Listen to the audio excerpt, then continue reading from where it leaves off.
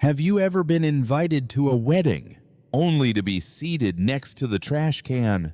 I'm not joking. That was literally my seat. A metal folding chair, no table, no name card, tucked behind the kitchen wall.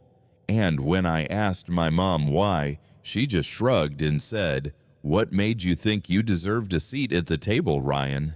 That was the moment it hit me. I wasn't a guest in this family anymore. I was an outsider, someone invited out of obligation, but never important enough to be offered a real seat among my own blood. That evening, under the glittering lights of a luxury rooftop wedding in the heart of Manhattan, I, Ryan, 30 years old, the bride's older brother, was placed behind the DJ booth next to a pile of extension cords and a trash bin.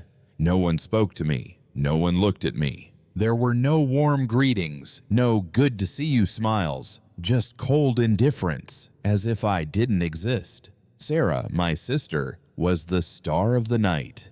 Expensive dress, impressive guest list, successful husband-to-be. Everything was flawless, except me. I stood in that opulent hall, holding a wedding invitation that now felt meaningless, wondering, why did I even come?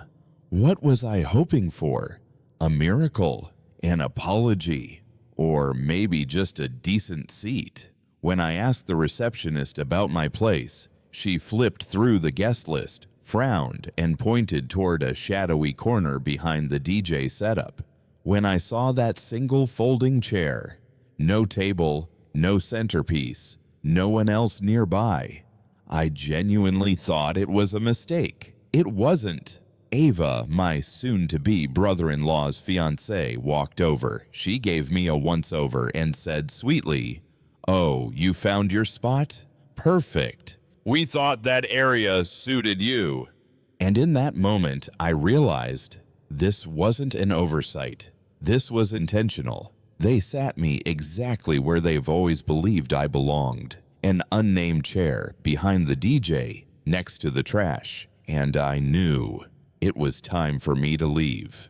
I don't even know why I was surprised. Maybe some foolish part of me still held on to hope that after all these years things might finally be different. That just once I'd be seen as part of this family, not some forgotten accessory, not a name people mention out of obligation and then quickly move past.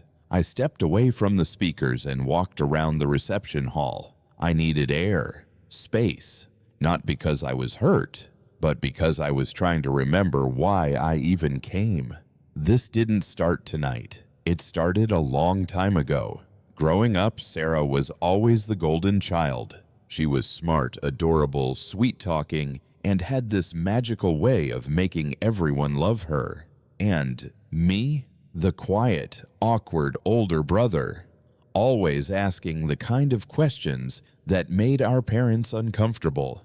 I once asked why we had to go to church every weekend when none of us actually believed. I pushed back when they forced me to wear a suit to Christmas dinner to look presentable. Little things, but over time they built walls. Sarah, she knew how to play the game. She knew when to smile, when to stay quiet, how to keep everyone happy.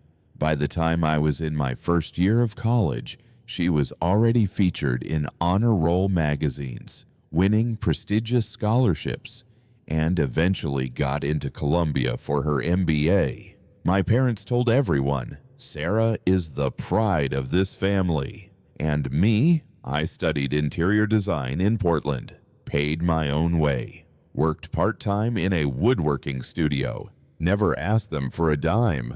When I told my mom I'd opened my own design studio, she texted back one sentence. "Oh, I thought that was just some artsy hobby of yours." After that, I stopped coming home as much. During the holidays, I stayed in Portland, sometimes using work as an excuse. Other times, I just couldn't stand another dinner pretending to belong. So when Sarah's wedding invite showed up, I hesitated. It came by mail. Just my name, date, and location. No "Dear Ryan," no personal note, no +1, just a blank card. like they sent it because they had to, not because they wanted me there. But I came, not because I expected anything, but because I'm still me, the guy who tries to do the right thing, even when no one notices.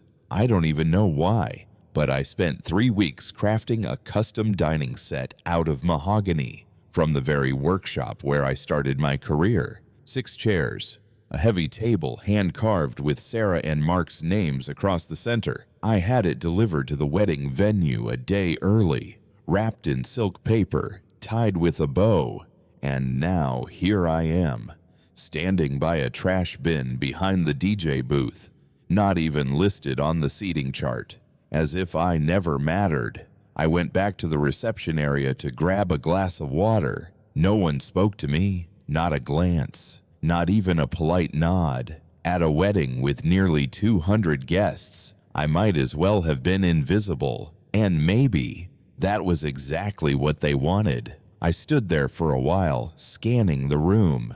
Everything was perfectly arranged. White blooms cascading in the winter garden theme. Warm golden lights reflected through crystal glasses. Designer dresses shimmering everywhere. Every detail was obsessively curated, except me. I walked around the tables, half hoping someone might notice I existed.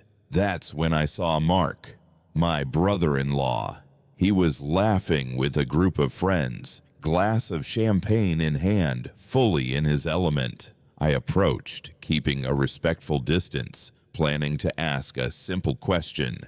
Is there another seat I could take? But before I could even open my mouth, Mark noticed me. His eyes dropped to the gray suit I was wearing, the only one I owned. Simple but clean and respectful. He raised an eyebrow.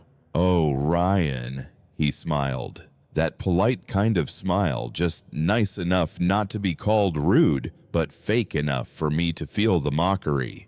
"I heard you had trouble finding your table." I nodded. "Apparently, yeah." Mark took a sip of his drink. "Probably a mix-up somewhere, but actually that spot behind the DJ, that's where you were assigned." I looked at him, waiting, hoping for something that sounded like an apology, or at least mild embarrassment. But no. Instead, Mark set his glass down, leaned in slightly like he was letting me in on a secret. "Honestly, it kind of reflects your place in the family." I froze. 1 second. 2. I locked eyes with him, making sure I hadn't misheard. But his stare was steady, calm, unapologetic. This wasn't a mistake. It was deliberate. I took a step back. In my head, all the music, laughter, and clinking glasses faded into a blur, and all I could hear was that one sentence, "Your place in the family." It didn't just come from some guy named Mark. It echoed every feeling I'd ever swallowed. My mom's cold glances, my dad's silence, the way Sarah never truly called me brother. I didn't get angry. I didn't yell. I didn't react the way they might have expected. I simply nodded, once quietly. Then I turned away and walked slowly toward the gift table. There it was, the biggest box, wrapped in deep blue silk ribbon. The gift I spent a whole month preparing. I bent down and lifted it with both hands. A few guests looked over curiously. A woman I didn't know nudged the person beside her and started whispering. I didn't care. I just walked, not rushed, not dramatic, just step by step across the ballroom, heading straight for the exit. The mahogany box felt heavy in my hands. I could feel every muscle in my arms tense, not because of its weight, but because of what it carried. Every hour I spent building it, every piece of hope I wrapped in silk, every fragment of memory sealed inside. I walked slowly between the rows of dinner tables. Heads began to turn, conversations quieted, laughter faded.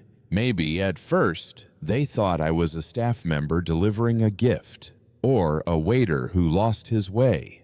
But then someone recognized me. A whisper, a name. Ryan. I didn't stop. I just kept walking. I saw my mother near the bar, cocktail in hand. She looked at me, startled at first. Then her brow furrowed. She stepped toward me, weaving between guests, her heels clicking against the marble floor. Ryan, she said under her breath. What are you doing? I said nothing. She moved quicker, blocking my path just before the exit. What are you trying to do at your sister's wedding? I looked at her, really looked at her. For the first time that night, I met her eyes. Nothing, I said. It's just, if I don't matter, then neither does my gift. Someone nearby let out a soft gasp. I tilted my head slightly, as if debating whether to say more, and then I spoke. Not loudly, not with anger, but clearly, so everyone could hear. Thank you for reminding me I never had a place here, so the only thing I'm taking is what I brought. The room fell silent, frozen. The band in the corner stopped mid-song, like someone had pulled the plug. I turned away and kept walking. I heard my mother call my name, heard murmurs. What's going on? Chairs shifting, glasses clinking, and then Sarah's voice cut through behind me, sharp and unapologetic. Ryan, stop being dramatic. This is my day. I glanced back, just slightly, saw her standing there in her luxury gown, eyes wide with the kind of anger that only comes when someone steals your spotlight. I didn't say a word, just looked, long enough for her to feel it. Then I turned back around and walked out through the tall glass doors, out of the lights, out of their stares. I didn't run.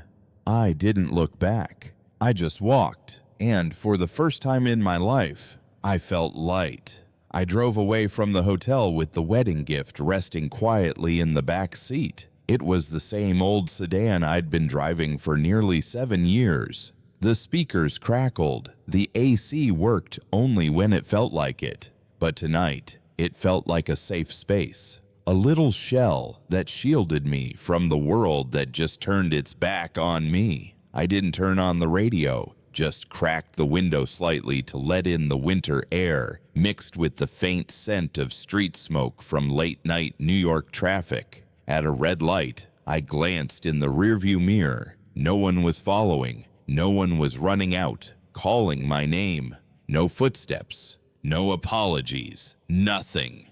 Just emptiness. I turned west, heading toward Brooklyn, toward the tiny apartment I rent above a piano repair shop. But halfway there, I changed my mind. I made a right turn onto a familiar road that led to a small parking lot overlooking the Hudson River.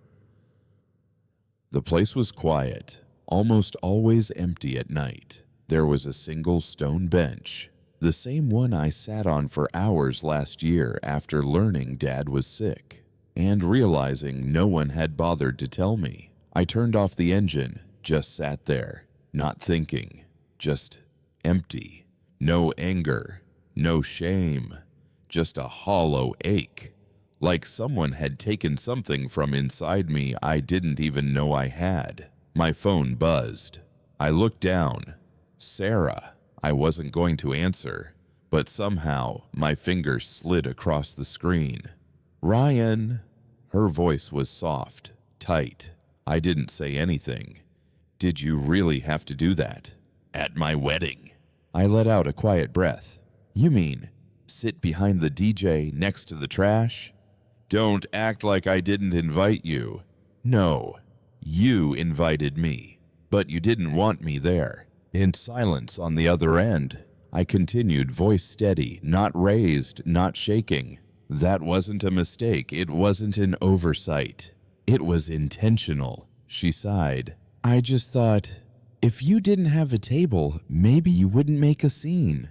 I froze for a second, then laughed. Not a joyful laugh, a hollow one. Like wind echoing through an empty room. You didn't want me to cause a scene, so you erased me from the picture altogether? That's not what I meant. You don't have to lie, Sarah. Another pause. Then she whispered, You always make things heavier, Ryan. You always make people adjust around you. I closed my eyes, and for the first time, it sank in. This wasn't a misunderstanding.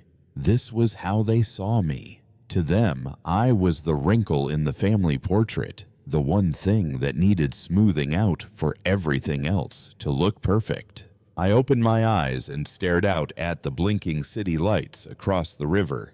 You're right about one thing, I said. This time, I won't make things uncomfortable.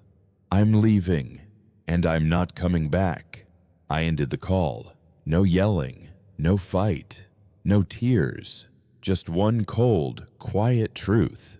I don't belong to them anymore. I didn't go home right away. After that call, I just drove, aimlessly, through the quiet streets. The amber glow of the streetlights blurred across the windshield like the whole city was crying for me. But I didn't cry. I couldn't. Or maybe I'd run out of tears years ago. Eventually, I found myself parked outside my studio.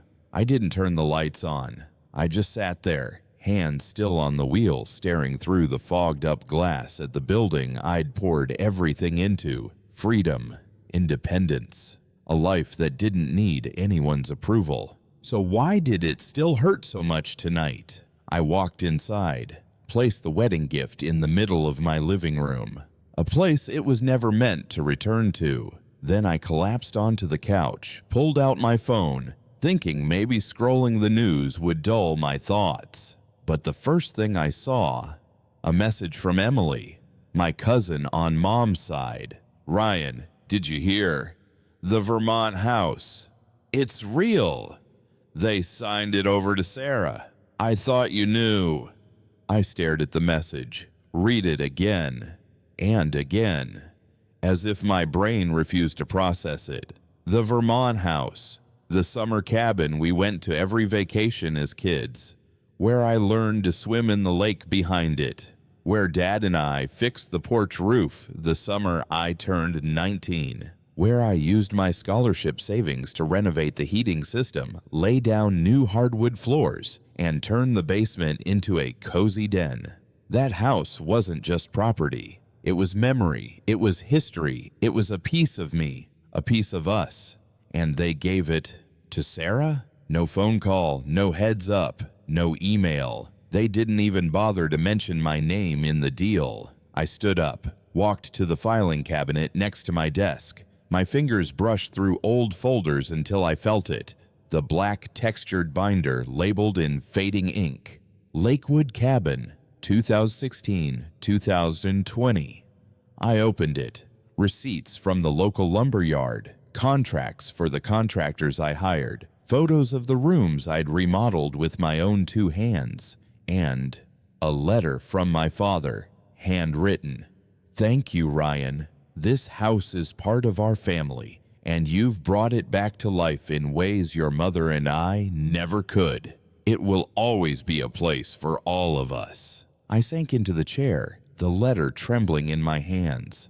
Apparently, all of us doesn't include me anymore. I sat motionless in my small living room, the desk lamp casting a soft glow on the old letter. The ink shimmered slightly, almost as if it were whispering back to me. You are a part of this family. Words are easy. Ink is easy. But their actions had said everything louder than that letter ever could. I folded the note carefully and placed it in a separate folder. Then I started pulling out every old file from the cabinet. Receipts, contracts, printed emails, photos of all the work I had done on the Vermont cabin over those 4 long years. Not out of spite, but because I was reclaiming the one thing they had always tried to erase: my legitimacy, my value. Back in college, I'd learned to keep every record, partly because I'd worked freelance, but mostly because I knew that in this family, if you didn't have proof, you didn't exist. I found a picture of Dad and me painting the porch together, paint all over our hands, both of us smiling. exhausted but genuine. I found an email from a contractor confirming I'd fully paid for waterproofing the basement, a receipt for the water heater I'd bought and installed myself, and most importantly, Dad's handwritten letter from 2018. In it, he acknowledged my efforts as an investment in the family. One line stood out, clear as day. If anyone asks in the future, I'll say, "This cabin was built with Ryan's money and sweat." Thanks, Dad. Now I'm gonna make sure the law remembers it too. I picked up my phone and searched for Janet Redding, the lawyer who'd helped me with a messy contract dispute 2 years ago. Smart, sharp, no tolerance for injustice. I emailed her the photos and documents, then followed up with a text. "Hi, Janet. I need help with the family property issue. I have proof of financial contribution and a signed letter. They're transferring ownership without informing me. Call me when you're free." Less than 30 minutes later, my phone rang. "Ryan." Janet's voice was firm and direct. "I need to secure my stake in the Vermont cabin," I said without hesitation. "They're trying to quietly cut me out of something I helped build." She paused for a few seconds. Then, "Send me everything. If that letter is real and the financial records match, you've got an extremely solid case. One more thing," I added. "I want to change the locks. Immediately." Janet didn't push back. "As long as you have legal access to the property and documentation to support your claim, that's well within your rights. But be cautious. Nothing exposes people's true selves like family and property." I hung up the phone, not angry anymore, just clear, focused. They thought I'd walk away quietly, like I always did. Not this time. This time, I'm not stepping back. I'm standing my ground, and I'm taking back every inch of what they tried to erase. I didn't announce anything. No calls, no texts, no vague social media posts like "big changes coming" or "they'll see soon." Just silence and action. On Saturday morning, I drove more than 3 hours from New York to Vermont. It was a drive I once knew by heart. The winding mountain roads, the same old gas stations still standing, that faded wooden sign barely hanging at the turnoff toward the lake, as if time had forgotten this place. But this time was different. No duffel bag, no sleeping bag, no snacks for a holiday weekend. This time I brought a stack of documents, sharp, printed, official, a thick file folder, and a scheduled appointment with a locksmith named Mitch, whom I'd called back on Wednesday. When I arrived, the cabin was as quiet as ever, the oak door weathered from sun and rain, the porch rail I once replaced still solid. The double-pane windows I'd installed myself reflected the soft morning light. Mitch was waiting in the yard, wearing a leather jacket and a knit cap. "You sure you've got the right to change the locks?" he asked. Not suspicious, just careful. I handed him the file, Dad's handwritten letter, photos of me working on the house, receipts, a signed statement from Janet, my lawyer. He flipped through a few pages and nodded. "Cautious but legal. Let's do it." In under an hour, every lock and front and back had been replaced. Mitch gave me 3 new keys. I slipped one into my coat pocket and stashed the other 2 in a metal box in my car. I stepped inside the cabin. That same old scent of wood, the faint chill from the floorboards, sunlight breaking through the windows. Everything just as it was when I was 23, fresh out of college, wiring the electrical system with money I'd saved from summer work. I took pictures of every corner, the lights I installed, the cabinets I refinished, the basement floor I laid plank by plank, even the coffee table. I built that with my own hands. On the fireplace mantel, I saw the old family photo from 2012. Me, Sarah, Mom, Dad. I was standing slightly off-center, one shoulder cropped out of the frame, as if the photographer had missed me, or maybe hadn't wanted me in it at all. I took the photo down, slid it into a drawer, not out of anger, but because I no longer needed to see it. On my way back to New York, I stopped by Janet's office, handed her a complete copy of all the documents, along with the updated photos of the cabin. "I'm not trying to burn the family down," I told her. "I don't need anyone begging for forgiveness. I just want acknowledgement, fair and documented. And if that takes paperwork, let's get started." Janet gave a small smile. "You'll get what you deserve," she said, "and this time it won't be wishful thinking. It'll be signatures, seals, and the full weight of the law." 2 days after changing the locks at the cabin, I walked into the small post office near my Brooklyn studio, carrying the old wedding gift box. Now it was wrapped in plain brown craft paper. No ribbon, no flowers, no decoration. On top, taped securely, was a single sheet of white paper typed in a simple neutral font. "You once said I didn't matter. This is me, believing you. Ryan."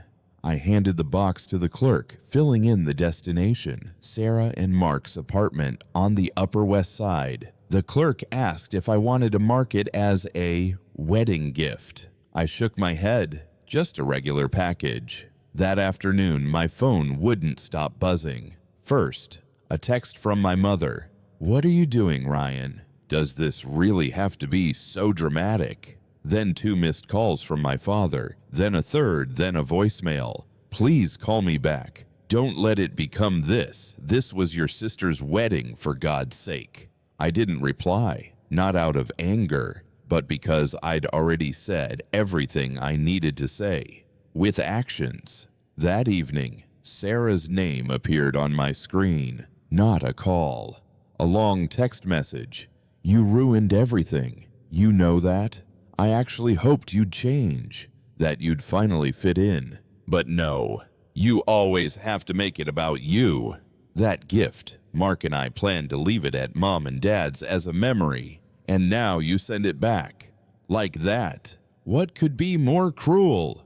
I read the whole thing. Felt nothing. No sting. No regret. I quietly opened the fridge, poured a glass of water, sat back at my desk. On my screen was an email from Janet. "Filing complete. Ownership recognition and compensation claim for the Vermont cabin is ready. I'll send the formal letter to your family first thing tomorrow." I typed a short reply. "Send it."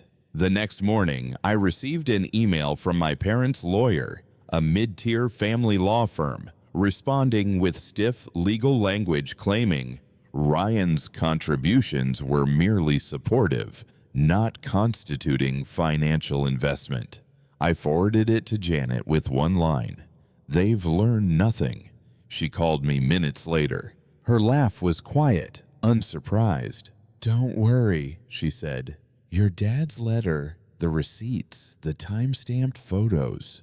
What they say now doesn't matter. So what's the next step? We'll demand either formal recognition of 50% ownership or full reimbursement with interest. If they refuse, we file in county court." I leaned back in my chair. It didn't feel like victory. It felt like balance, clarity, like someone finally sitting down in a chair they'd been denied their whole life. That night, I opened the window and let the breeze drift into the apartment. Looking down at the busy street below, I realized something. Silence can be a language too, and sometimes it's the loudest voice there is. 2 weeks after the legal documents were sent out, an official response letter from the family's attorney arrived at Janet's office. She scanned it and forwarded it to me. I opened it, reading every line as if decoding an ancient language. But really, the words were all too familiar. The same phrases I'd heard for years. Denial, deflection, blame. this time dressed up in legal stationery. Our clients deny any formal commitment regarding ownership of the Vermont property and maintain that Mr. Ryan's financial contributions were voluntary in nature, not constituting legal entitlement. I wasn't surprised. Janet messaged me almost immediately. "Good, they've rejected it. Now we can proceed with filing." I nodded and simply replied, "Do it." 3 days later, my phone rang again. This time, it was Dad. I didn't answer, but he left a voicemail. "Ryan, I just heard about the court filing. This has gone too far, hasn't it? I mean, come on. This is family." For the first time in weeks, I laughed out loud. Family? Which family? The one that didn't save me a seat at the wedding? The one that transferred the house behind my back? The one that only calls when they need me to keep the peace? No, this wasn't family anymore. This was two legal parties negotiating the value of one man's erased presence. Later that afternoon, Sarah called too. No small talk. "Ryan," she began, I get that you're angry, but do you really have to take it this far?" "I have proof, Sarah. But it's the family cabin. You don't seriously think you're getting half of it, do you?" "I don't need half. I just need recognition. And if they won't give it, the court will." Sarah sighed. "Don't you think this will affect Mom and Dad? Dad's not young. Mom's exhausted." I cut her off. "They weren't too tired to sign the property over to you. They're just tired of facing consequences." Silence. "I just want this to be over," she said. "So do I. So tell them there are two options. One, formally acknowledge my investment and pay me back with interest. Or two, let the court issue a public ruling." 3 days later, Janet called me. Her voice carried a note of satisfaction. "They've backed down," she said. "They're going with option 2. Full reimbursement of your original investment, plus 5% interest, to avoid court proceedings. I'll send over the official agreement tomorrow." I leaned back in my chair, closed my eyes. It wasn't about winning. It was about this. For the first time in my life, I forced them to recognize my value. Not through words, but through money. The one thing they always held sacred. That night, I received a letter. Not a text. Not an email. A handwritten letter. From Sarah. I held it in my hands, recognizing the familiar loops and curves of her handwriting, the same we used to write birthday cards with as kids. But it was what was inside that made me stop. I opened the envelope with the tip of my finger, careful, as if what was inside might be fragile. Not because I expected Sarah to say something profound, but because, deep down, a part of me still wanted to believe she understood. The paper was a soft ivory, the ink black, her handwriting still rounded and neat, just like when she used to write my name on birthday cards.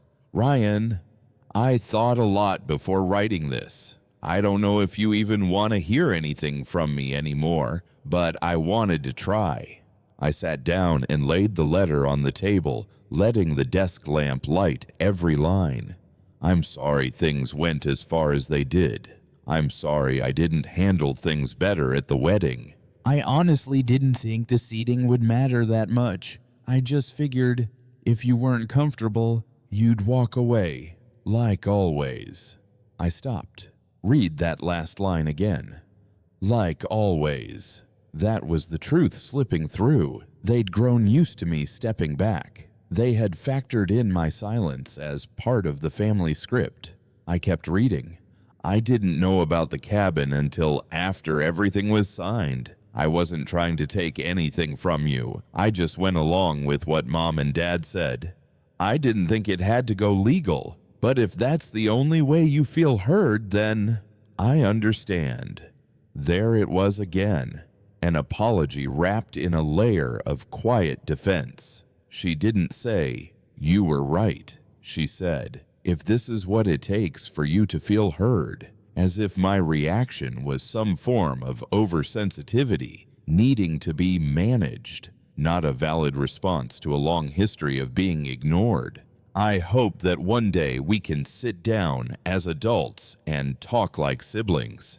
I still believe deep down we're not enemies. I folded the letter, didn't tear it, didn't get angry, just empty. I believe she meant no harm, but I also believe this. Long-term misunderstanding can hurt just as much as intentional cruelty. Sarah isn't my enemy, but she's also no longer someone I can lean on. That night, I placed the letter in the bottom drawer, right next to all the old birthday cards I'd kept from childhood, not because I still held on to hope, but because they were proof that I had tried, that I had cared, that I had believed once.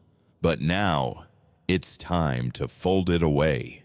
3 months after receiving Sarah's letter, I returned to the Vermont cabin, alone, not to check the locks, not to confirm ownership.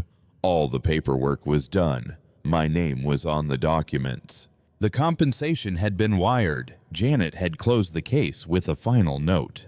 Let's hope this is the last time you'll need the law to be treated with respect. I came back simply to stay a few days. The first snow had just fallen. A thin sheet of frost covered the wooden porch I once installed by hand at 22. Inside, everything was still familiar. The faded brown couch, the coffee table I built myself. Nothing had changed, but this time, I wasn't just a forgotten guest. I stacked wood in the fireplace, lit a fire. No music, no phone. I just sat, listening to the soft crackle of burning wood, letting the warmth fill the room. And I breathed. Not the kind of breath that comes after exhaustion. But for the first time in years, I breathed like someone who no longer had to shrink to fit the shape someone else had forced on them. I used to think peace meant the absence of conflict, that it meant keeping quiet, swallowing pain, letting things pass like they never hurt. But that's not peace. Real peace doesn't come from external silence. It comes from internal clarity, from knowing exactly who you are and what you deserve. I don't know what will happen next. With Sarah, with my parents, with what we once called family. Maybe they'll carry on as if nothing happened. Maybe there will be polite holiday calls. Maybe just silence. I'm not sure. And for the first time, I don't need to be, because I stood up for myself. I didn't let their silence define my worth. I walked away from the folding chair behind the DJ booth, and I claimed a seat of my own where I belong. No one gave me permission. No one applauded. Just me. Before leaving the cabin that final morning, I wrote a line on a piece of paper, folded it, and left it on the kitchen counter, the one I installed with my scholarship money during senior year. It said, "Not everyone will see your worth. What matters is that you never forget it." I locked the door, slipped the key into my coat pocket, and walked away. No glance back, no regret, just one steady step from someone who finally claimed the place they were once denied.